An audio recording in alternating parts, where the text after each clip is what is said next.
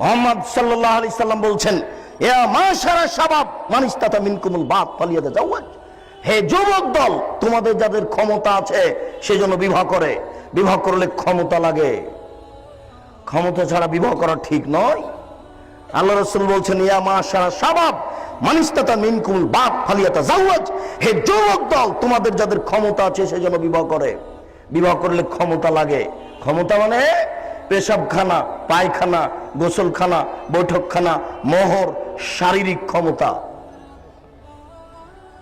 ফাইলামেস্তাতে যদি সম্ভব না হয়, আপনাকে বলছে আল্লাহ রাসূল, যদি সম্ভব না হয়, যদি ক্ষমতা না থাকে, ফালাহি বিসম, তাকে রোজা রাখতে হবে।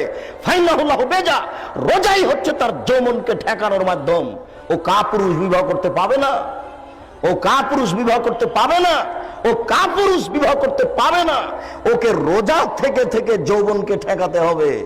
জাতির ক্ষতি করবে এমন মানুষের বিবাহ করার সুযোগ নেই, আল্লাহ রাসূল নাকচ করেছেন।